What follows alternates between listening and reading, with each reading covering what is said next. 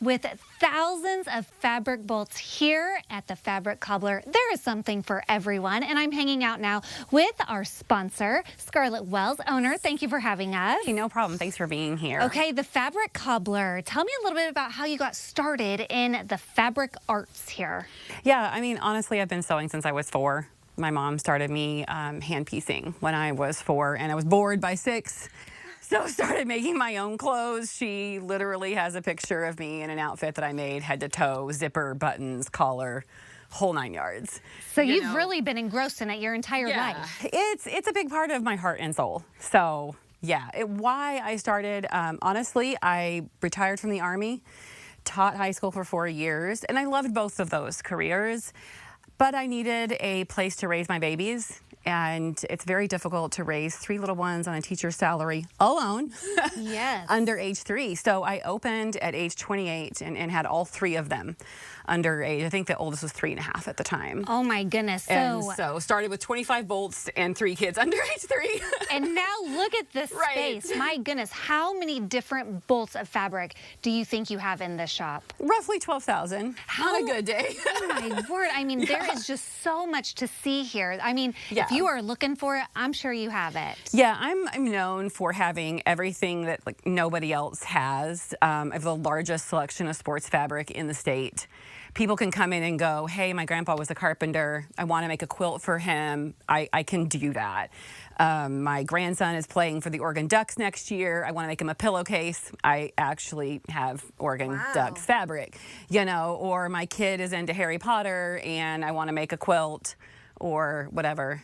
You know, My granny was a quilter, made all of her grandkids' quilts that we all treasure, and now we have these heirloom pieces.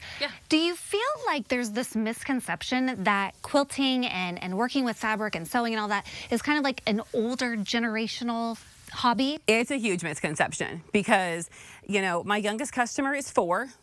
She will be a boss one day. And her mother does not sew, by the way. Grammy taught her to sew. She comes in here and she knows what she wants and she will walk right to it, or she will just ask me, Miss Scarlett, where is? And I will tell her. And she will say, well, I need a half yard of this or a 1/4 yard of that. And my oldest customer, he's passed away now, but he taught himself to sew in his mid-90s. Wow, it's never too late. No, to keep the memory of his wife alive. I love and to that. understand like why she loved this so much. You know, I've got a mechanic who sews with me, and when he comes in sometimes, he will just hold like a piece of thread and a little piece of fabric. I need to match this, Scarlett. Like, I don't want to go any further because I just came from the mechanic shop.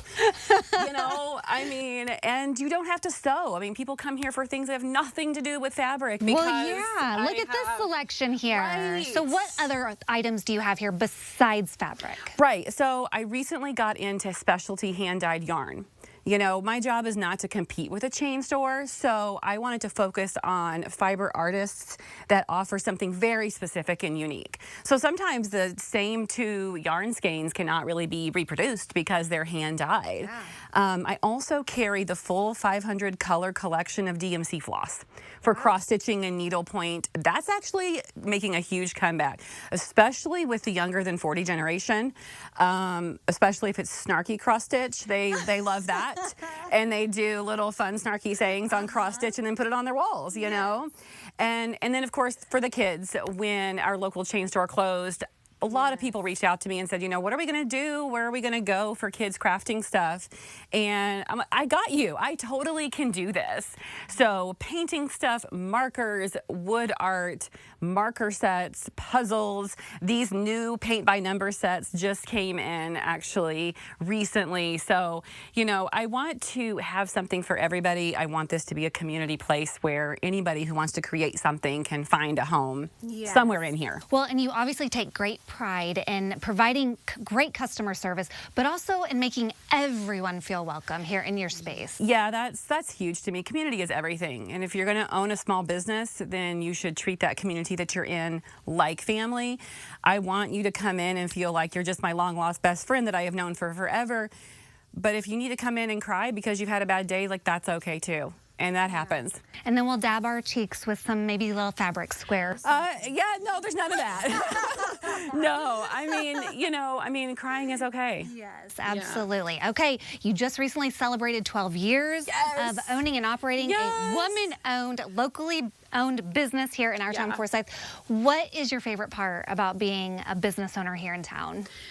The welcoming atmosphere. I moved my shop from Decatur to here, and Forsyth welcomed me with open arms. And they have done anything and everything they can to help support me, to make sure that I can stay here, and to make sure that I can make this building work, even with expanding, And I really appreciate the village staff for wanting, they want to work with their small business owners, and honestly, like, the same people walk by the front of my shop every day. They walk their dogs, they walk their grandbabies, they walk themselves with their iPhones, listening to music, and it just feels like home. Doesn't matter what time of the day or night. Sometimes I work late, and I've had people stop in and check on me. Hey, we see you working late. Everything okay? Doing okay? Yeah. And that's, you don't get that vibe down on the main strip. Well, from floor to ceiling, fabric all over, there is definitely something for everyone here if you are on the hunt for something special. Let's remind everybody where you are located here. 324 East Rule Street, which is the sort of historical part of Forsyth. This building actually used to be the general store. Okay, so rich history. Very rich history. And I share a parking lot with the library. The post office is right next door. Easy to find. Yes. Well, it is so cool in here and lots to see. Hopefully you don't get overwhelmed upon coming in, because there is a lot of It's actually okay to be overwhelmed. I tell new people that all the time. Honestly, sometimes new customers come in and they just get used to it. They may not buy anything first because they need to kind of get their feet wet, so to speak. Overwhelmed is okay. Yes. Because then you know that I'm here. Yes, and we appreciate you having us. Thank you. This is so cool. If you want to learn more about the Fabric Cobbler and all that she has to offer here in our town, Forsyth, we'll connect you with her over at ciLiving.tv, and we do thank her for sponsoring our segment today.